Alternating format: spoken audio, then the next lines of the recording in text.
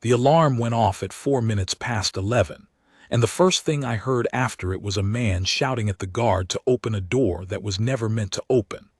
I was standing maybe 10 feet from both of them, close enough to see the guard's eyes and close enough to watch the man's face go from pink to red. And I will tell you right now that I have replayed those next 11 minutes more times than I can count. I came to the Hartlow State Apartments that morning as a tourist with a paper ticket and a phone full of nothing. I left having watched one still man hold 100 frightened people on the only safe path out of a burning building, while everyone who outranked him tried to drag them off it. His name, I learned later, was Trooper Edmund Vane. At the time he was just the guard at the foot of the long gallery, the one in the red tunic and the tall bearskin who had been standing so still by the velvet rope that a child near me had asked her mother if he was real. He was real.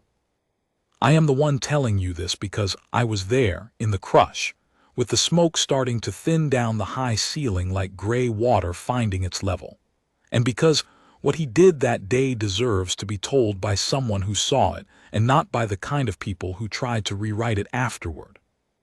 Let me back up to before the bell, because the calm matters. You have to understand how quiet the long gallery was. The Hartlow State Apartments, the public wing of the Crown's old winter residence, a fictional house if ever there was one to me, all gilt and oil paintings and floors you could see your own face in. They let the public through in slow shuffling lines, 50 at a time, herded by stanchions and soft ropes. There were maybe 120 of us in the gallery and the rooms hanging off it. Families. 2 coach parties of older folks.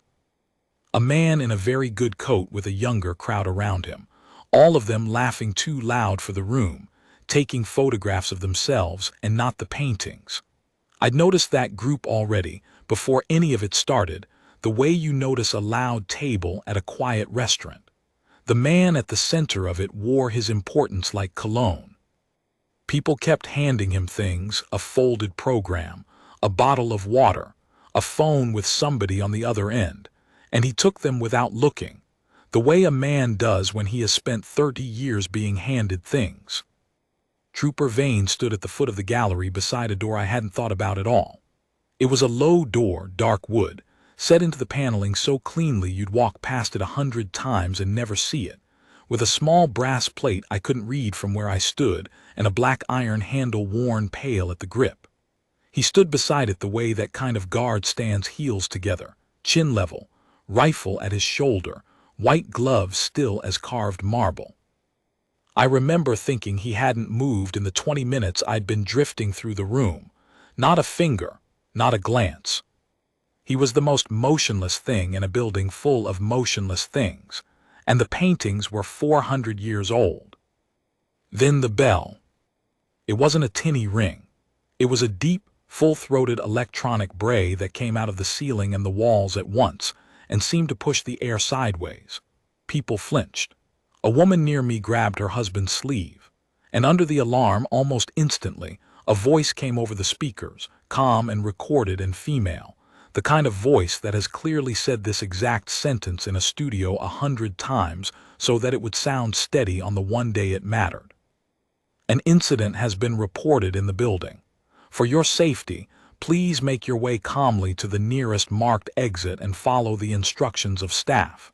Do not use the lifts. Do not stop to collect belongings. For about 3 seconds nobody moved. That's the thing nobody tells you about an alarm in a crowd. There's a held breath first, a moment where everyone looks at everyone else to find out whether this is real. And in that held breath I looked at Trooper Vane, because I think some animal part of me wanted to know what the still man would do, and the still man had changed. He had come alive without seeming to move at all. His eyes were going across the room now, left to right, counting, and his weight had shifted forward off his heels, and the rifle had come down off his shoulder into both hands held flat across his body, not as a weapon, I understood later, but as a barrier, a thing to put across a doorway. He had stopped being a statue and become a man with a job, and the job had clearly just begun. Then I smelled it. We all did, more or less together, that sharp electrical bite at the back of the throat that is nothing like a bonfire and everything like a warning, and a thin gray haze beginning to slide along the gilded ceiling at the far end of the gallery, the end with the tall windows, the end where I'd assumed the doors must be because that's where the light was. And the room broke. It didn't explode into screaming, not at first. It did something worse and more human.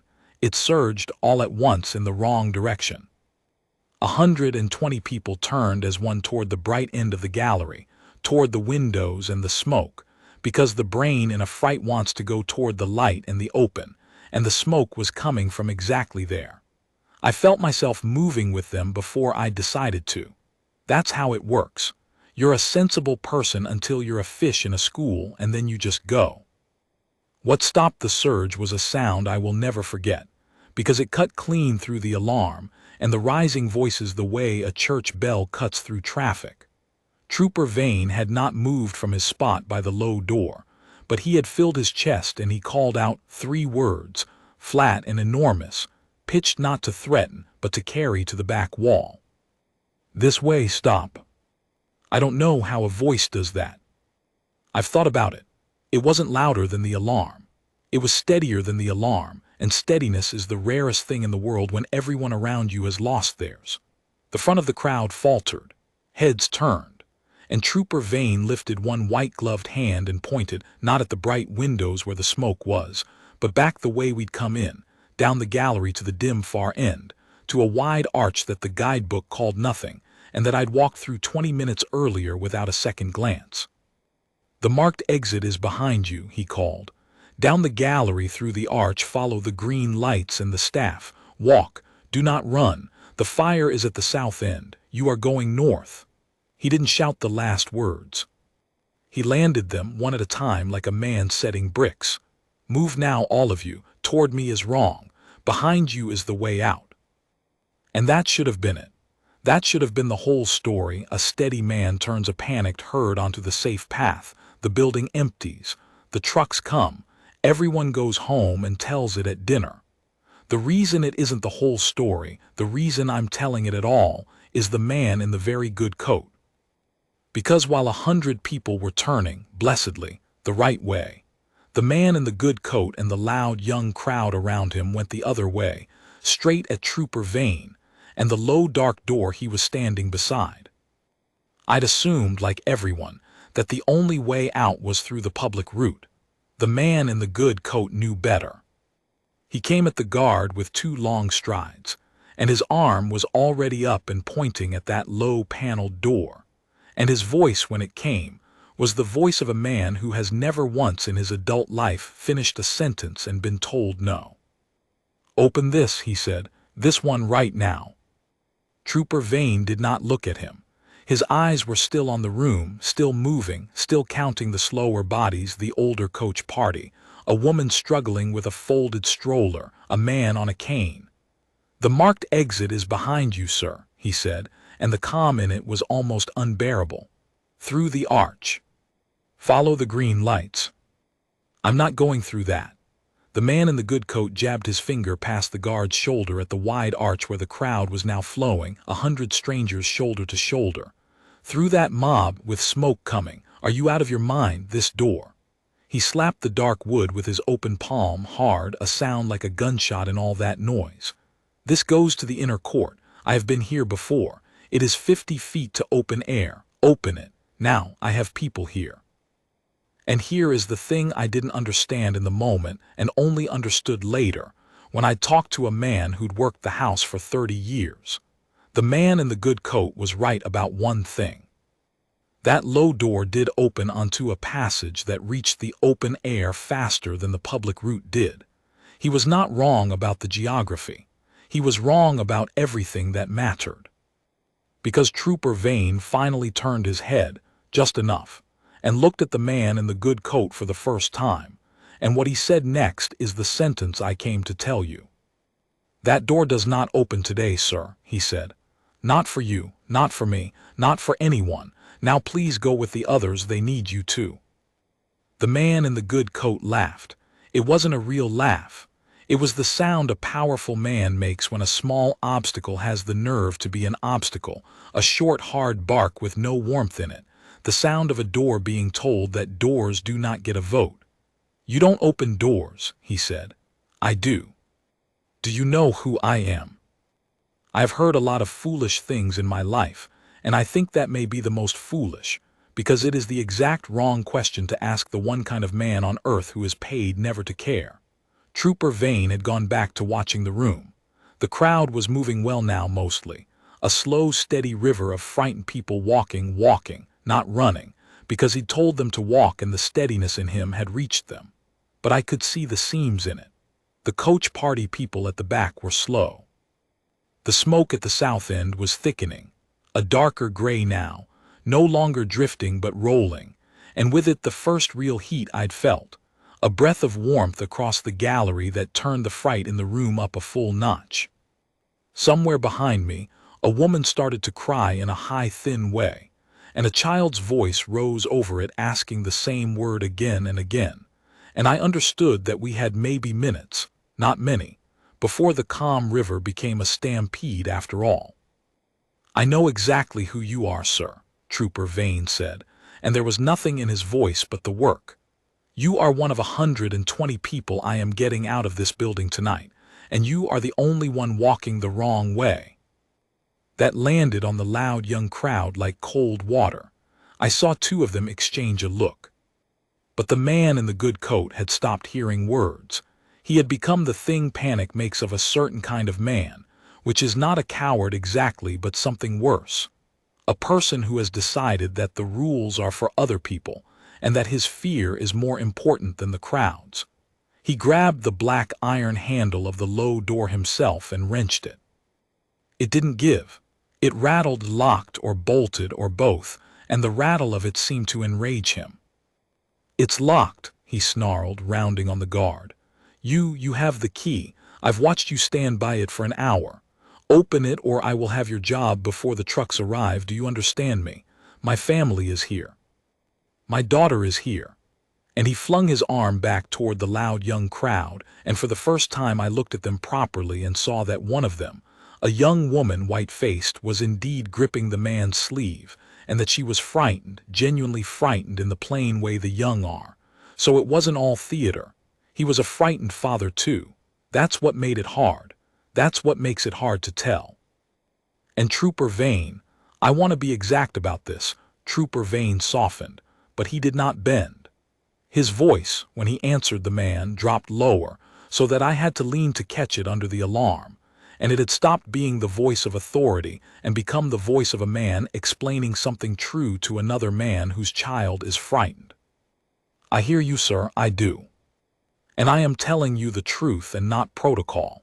That door is the most dangerous way out of this building tonight, and the reason you think it's safe is the exact reason it will kill you.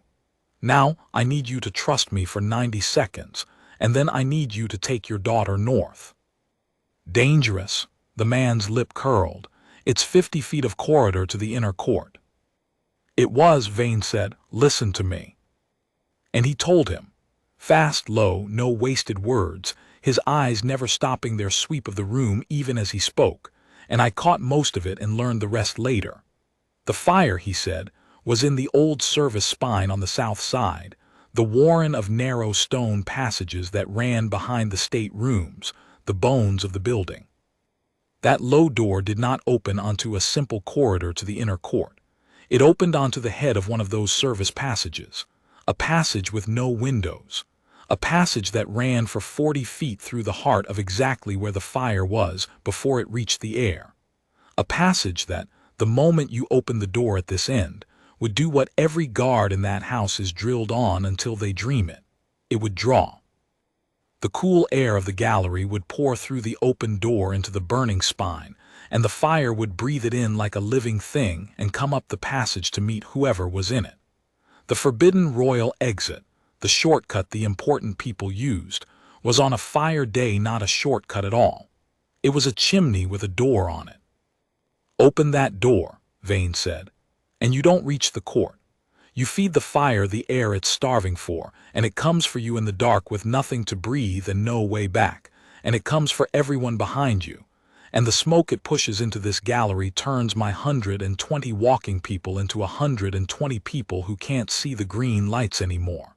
That's what's behind this door, sir. I have stood beside it for 2 years, and I have read the fire plan for this house until I can draw it with my eyes closed. The way out is north. It always was. Take your daughter and go." There was a silence between the two men that the alarm couldn't fill. The man in the good coat stared at the low door as though it had betrayed him. I think, for 1 second, he believed the guard. I saw it cross his face, the flicker of a man recalculating. And then the heat breathed across the gallery again, harder this time, and the rolling smoke at the south end lit from underneath with a dull orange that hadn't been there before, and a real scream went up from somewhere in the crowd, and the man in the good coat did what frightened men of his particular kind do when belief and terror collide. He chose terror, and he chose to make it everyone's problem. "He's lying," the man bellowed, turning to the river of moving people, and his trained, carrying, boardroom voice cut across the gallery almost as cleanly as Vane's had. "There's a faster way out, and the guard won't open it. This door right here, 50 feet to the open air. Don't follow the crowd into the smoke. This way. This way." And the river of people, that beautiful steady walking river that Trooper Vane had built out of a stampede, shuddered along its whole length and began, here and there, to turn back. That is the moment I want you to sit in for a second, because that is the moment everything hung on. I have thought about it for years. One frightened, important, persuasive man, pointing at a shortcut that was real, calling a steady man a liar in a building full of fear, and the awful truth that the wrong answer sounded so much more reasonable than the right one. North, into the smoke, away from the door, on the word of one silent soldier. Or here, 50 feet to the open air, on the word of a man in a very good coat who clearly knew the building. Half the gallery hesitated. I felt the man beside me shift his weight toward the low door. I felt myself, God help me, want to go to it too. 50 feet to open air. It sounded like salvation. And Trooper Vane looked at 100 people about to turn the wrong way and die for it, and he did the only thing left to do. He didn't argue with the man in the good coat. You cannot argue a crowd back from a cliff. There isn't time, and panic doesn't listen to debate. He did something simpler and far harder. He put his own body in the doorway. He stepped back against the low, dark door, set his shoulders to the wood, and brought the rifle down level across his chest, both white gloves on it, and he became again exactly what he had been when I first walked into that gallery, a wall. The most motionless thing in a building full of motion, except now the stillness wasn't ornament. Now it was the only thing standing between 100 frightened people and a chimney. And he raised his voice one more time, and this time it wasn't 3 flat words. It was the full weight of the man, and it rolled down the gallery over the alarm and the smoke and the crying and the man in the good coat shouting, "This way. Nobody goes through this door." A pause, 1 beat to let it land in every chest in the room. "It is locked because the fire is behind it. Open it and you give the fire your air. The green lights go north. Look at the green lights. Look at them now and walk to them. I am not moving from this door and you are not getting through me, so the only way you are leaving this building is the safe one. North. Walk." I watched 100 people look up at the green Running Man signs over the north arch, the ones the man in the good coat had made them forget, and I watched the river decide to be a river again. The seam closed. The hesitation drained out of the room the way the smoke had drained along the ceiling, finding its level. People turned back north. The slow ones at the back kept shuffling. The woman with the stroller got a hand from a stranger. The crying child was lifted onto a shoulder. It held. The crowd held, because the steady man had made himself the wall, and a wall does not negotiate. And somewhere underneath their fear, 100 people understood that a man who will stand in a doorway in a fire and not move is a man you can probably trust about where the fire is. The man in the good coat understood it too, and it broke something in him. He came at Vane again, and this time he put his hands on him, grabbed the front of the red tunic with both fists and hauled, trying to physically drag the guard off the door. I won't pretend I knew what to do. Nobody did. You don't expect to watch a man in a tailored coat throw himself at a royal guard in the middle of a fire. Two of his own young people grabbed at his arms, horrified, the white-faced daughter crying, "Dad, Dad, stop it, stop." And the man shook them off and pulled at the guard like a drowning swimmer pulls at a lifeguard, which is to say with all the strength of someone who has confused the only person trying to save him for the thing that is killing him. And Trooper Vane did not strike him. I have to say that plainly because it is the whole heart of the man. 100 guards in 100 lesser stories would have put that man on the floor, and the floor would have been earned, and the watching phones would have loved it. Vane didn't. He took one hand off the rifle, and he closed it gently, almost around both of the man's wrists, and with a strength that I only understood when I saw it. He held the man's hand still against his own chest, the way you'd still a frightened animal, and he leaned his face down close to the man's ear, and he said something I was near enough to hear, and have never repeated to anyone until now. "Your daughter is watching you," he said. "She is more frightened of you than of the fire. Be the man she needs in the next 2 minutes, sir, and you can have my job tomorrow. I won't fight you, but I will not move and the door will not open, and the longer you spend on me, the longer she spends in here. Go to her, take her north.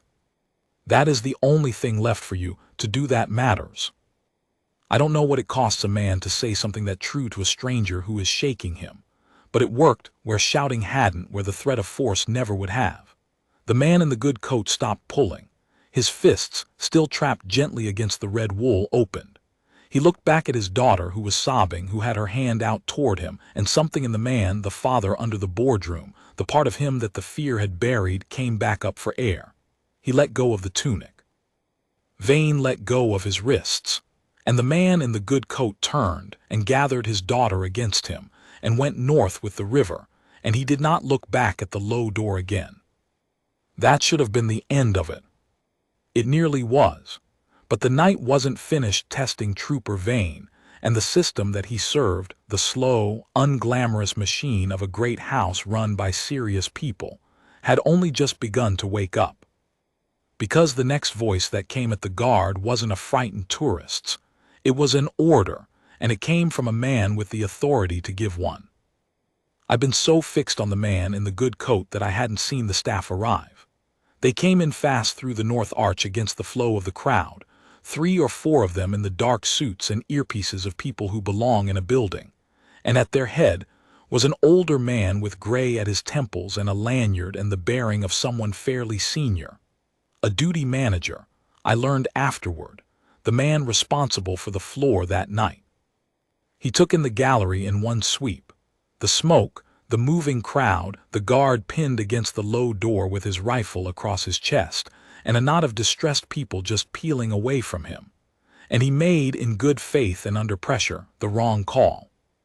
"Trooper," he said, striding up, his voice clipped and certain, "we are opening the secondary egress. Stand aside and open the inner court door. It's the fastest route to the muster point, and we are running out of time on the north stair. That's an instruction. Open it." And there it was, the order from a man entitled to give it. Not a frightened VIP this time, but the building's own duty officer, telling the guard to do the very thing the guard had just stood in a doorway to prevent. I watched the man in the good coat, 20 feet away now with his daughter, stop and turn back, and I will not forget the look on his face. The look of a man hearing authority confirm everything the soldier had denied him, and beginning, you could see it, to be angry all over again. Trooper Vane did not stand aside. "With respect, sir, no," he said. "That door opens onto the South Service spine. The fire's in the spine. The fire plan voids that route the moment there's heat south of the gallery, and there is heat south of the gallery. You can feel it from here. Opening it draws the fire forward and pushes smoke into this room. The north stair is the marked route. If the north stair is backing up, we ease it from the top. We do not open a chimney at the bottom. I'm not standing aside, sir. I'll take whatever comes after, but that door stays shut tonight." The duty manager's face went hard. I think any of us would have done the same in his place, a junior man in a fancy uniform refusing a direct order in a crisis, with people's lives on the line and the clock running. "Trooper, I won't say it twice. You do not have the authority to override a building evacuation decision." "I do. Stand aside." "You have the authority to decide the route, sir," Vane said, and the respect in it never wavered, which somehow made it more immovable. "You don't have the authority to repeal the fire plan, and neither do I." The plan was written by people who'd thought about this fire on a day when nothing was on fire, when nobody was frightened, when nobody had a daughter crying behind them. That's the whole point of it. It's the cold answer we agree to follow on the hot night. The plan voids the south egress when there's heat in the spine. There is heat in the spine. So the door stays shut, and you can have me on a charge in the morning, but you cannot have this door tonight. And here is where the story turns, and where I learned what the Bible of that house must mean by honor, because what happened next was not the guard winning an argument. It was something better.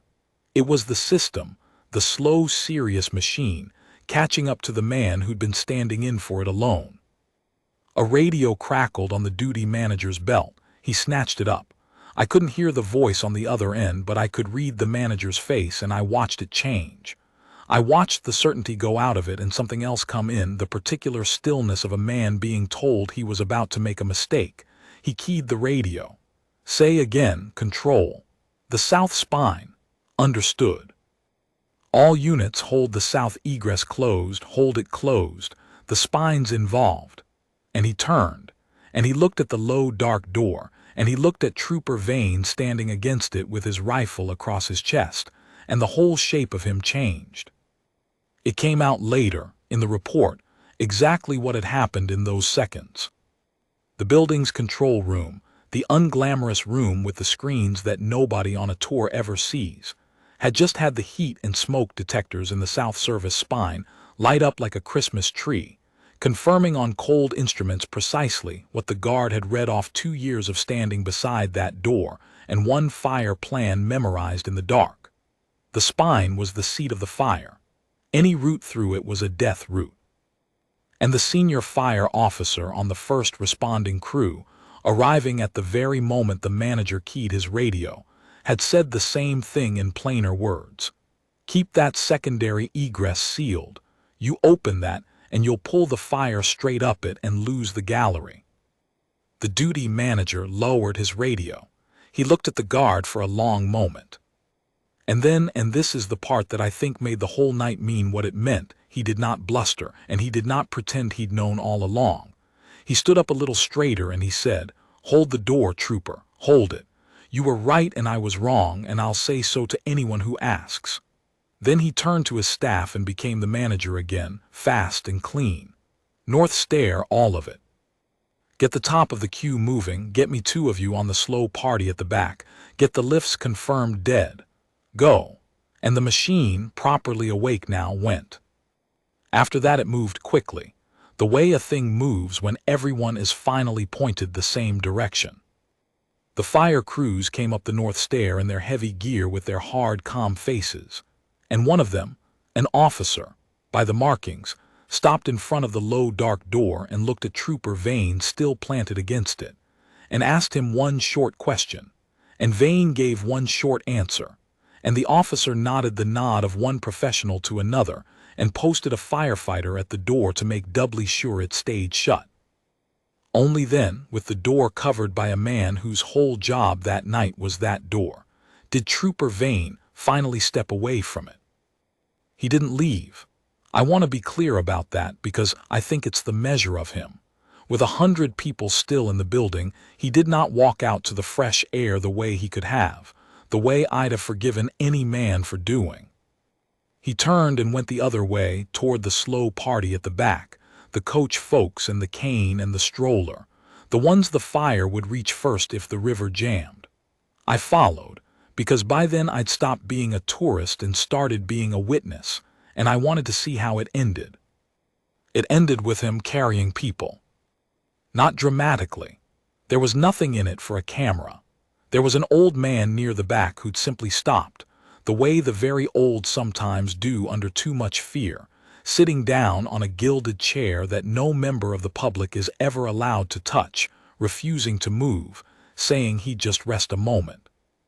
And Trooper Vane crouched in front of him in his red tunic on a floor you could see your face in, and I heard him say, "Sir, I served with men your age who'd have given anything for one more walk. Do me the honor of taking this one." And he got the old man up, and he got the old man's arm over his own shoulders, and he walked him north under the green lights at the pace the old man could manage and not one step faster, talking to him low the whole way about nothing, about the weather, about the man's regiment, until they reached the stair and the staff took him. Then Vane turned and went back for the next one. I lost count of how many times he went back. 3, 4. The woman with the stroller, he carried the stroller down 2 flights while she carried the bundle in it. A man whose legs had gone to water at the top of the stair. Vane took his weight without a word and got him down.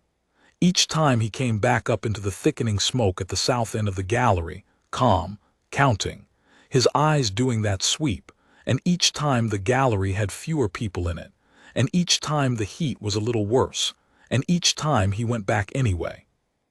The last person out of the long gallery, apart from the firefighters, was the old man's wife, who had refused to go down without seeing her husband safe, and had to be gently lied to. "He's at the muster point asking for you, ma'am. He beat you to it," and walked down by Trooper Vane with her hand on his arm. I came down just ahead of them. I turned at the bottom of the stair and watched the guard hand the old woman to a paramedic, and then, only then, with the gallery empty behind him and the smoke rolling where 100 people had stood, Trooper Vane walked out of the building he had emptied. He was the last one out who wasn't there to put the fire out. His white gloves were gray. His bearskin was crooked. And he walked. He did not run, because he had told 100 people to walk and he was not about to be seen doing otherwise. Out on the great forecourt under the cold night it was chaos of a softer kind. Blankets and headcounts and people hugging strangers, the trucks throwing red light up the pale stone face of the house, hoses snaking across the cobbles. They counted us. They counted us twice, the way you do, and then a third time, and the number came back the number it should have been. Every single one of us, 120-some people who had been a held breath from running into a chimney, all standing on the cobbles breathing cold air. Nobody died at the Hartlow State Apartments that night. Nobody was badly hurt. The fire took 2 of the South Service rooms and a stretch of the old spine and was beaten before it reached the state rooms. And the only reason, the firefighters said this themselves later to the inquiry, the only reason it didn't run the gallery and turn a survivable fire into a disaster was that the secondary egress, the low dark door, the forbidden royal exit, stayed shut. Open that door, the senior fire officer testified, and we would have been recovering people from that gallery instead of walking them out of it. Those are his words, not mine. I read them in the report. I found the man in the good coat on the forecourt. I hadn't meant to. We just ended up near each other at the edge of the blankets, both of us watching the same thing. His daughter was wrapped against him, safe, and he had both arms around her and his chin on the top of her head and his eyes shut. And he was not the same man who had slapped a 400-year-old door and demanded to know if a soldier knew who he was. When he opened his eyes, he saw me looking, and I think he knew I'd seen all of it, and a kind of shame went over his face that I'd never expected to see on a man like that. He didn't make a speech. He just said quietly, he was right. I'd have walked her into it. I'd have walked my own girl into it and dragged half that room after me.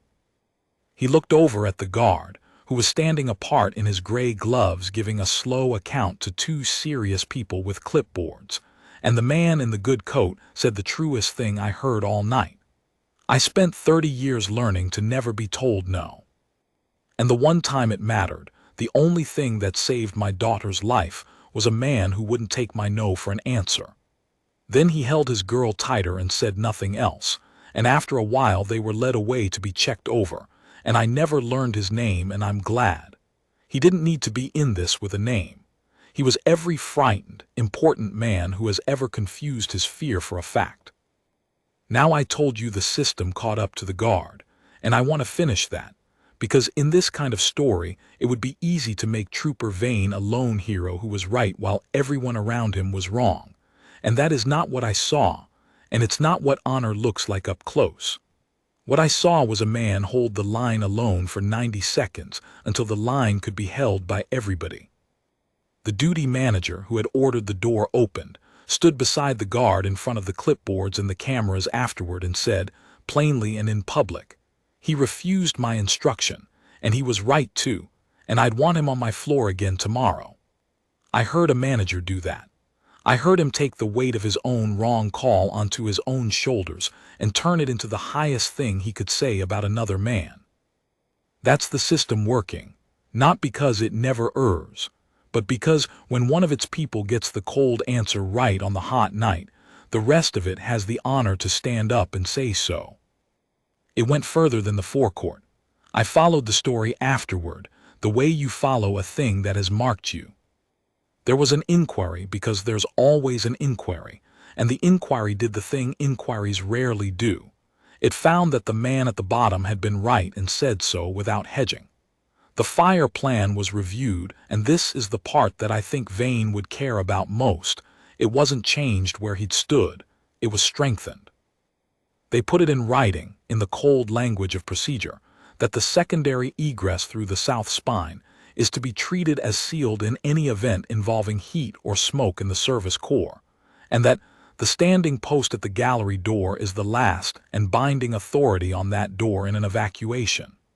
In plain speech, they wrote Trooper Vane's 90 seconds into the law of the house. They made it so that the next guard at that door on the next bad night would not have to hold the line alone against a frightened crowd and a senior man's mistaken order. He'd be able to point at the page. That's what an institution does when it's a good one, with the honor of one of its people. It doesn't just thank him. It learns from him, and it writes him down, so that what he knew standing still by a door for 2 years becomes something the whole house knows forever. They gave him a commendation, eventually in a quiet room, the way that house does things, no parade, no crowd, just the words read out and the thing pinned on, and a handful of serious people meaning it. I wasn't there for that. I only heard. But I was there for the part that mattered to me, which was 3 days after the fire, when the Hartlow State Apartments reopened the undamaged wings to the public and I went back. I don't entirely know why. I think I wanted to see whether the gallery would feel haunted, whether I'd be able to stand in it.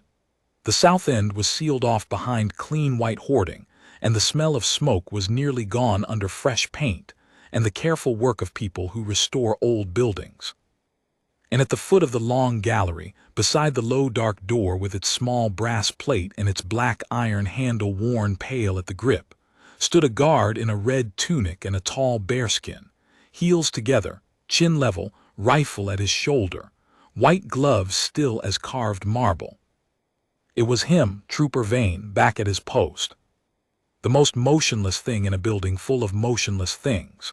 A child near me asked her mother if he was real, and her mother said she wasn't sure, and I almost laughed, because 3 days ago I'd watched that statue carry an old man down 2 flights of stairs through smoke and hold 100 frightened people on the only path that would let them see their families again. I stood there a while and looked at him. He didn't look at me. Of course he didn't. He was working. The work was being still. And I understood, standing in that gallery, the thing I'd come back to understand. We think the guard's discipline is the standing, the not moving, the hours of holding a pose by a door while tourists make faces and ask if he's real. But that's not the discipline. That's just the visible part, the part that's easy to photograph. The discipline is the thing underneath it, the part that knew, when the bell went and the smoke came, and the powerful man pointed at the shortcut and 100 people were a breath from running the wrong way, exactly which way was safe, and exactly how much it would cost to stand for it. The standing still by the door for 2 years was never the achievement. The standing still by the door was the rehearsal. The achievement was that on the one night the door tried to open, the man beside it didn't move. I have told this story at a great many dinners since, and people always want the same ending. They want the man in the good coat ruined, fired, exposed, the camera in his shamed face, the satisfying crunch of a powerful man brought low. And I understand the hunger for it. But that's not the ending, and I won't give it to them, because the real one is better. The real ending is that nobody died. The real ending is that a frightened father got to keep his daughter because a soldier wouldn't let him kill her with a shortcut. The real ending is a low, dark door, still shut, still locked, still standing in a wall that did not burn, with a man beside it who would shut it again tomorrow, and the day after and every day after that, for anyone, for everyone, for no thanks and no parade and no name in the paper. Panic looked at that door and saw a way out. Authority looked at that door and saw a faster route. Power looked at that door and saw a rule that surely didn't apply to a man like him. And one still man in a red tunic looked at that door and saw the truth that all of them missed in their fear, that the door was not a shortcut and was never a shortcut, that it was a chimney with a handle, and that the most important thing he would do in his whole career was, when the whole frightened world was pulling the other way, simply refuse to open it. He's still there, I expect, still by the door, still real whatever the children think. And if the bell ever goes again, God forbid, in that gallery, I know exactly which way I'll go, and it won't be toward the light. It'll be toward the still man, and away from the door, the way he taught 100 strangers in 11 minutes that the safe way out is almost never the one your fear is shouting for, and that sometimes the bravest thing a disciplined man can do is hold a door shut and refuse, against every voice in the room, to let panic call itself a pass.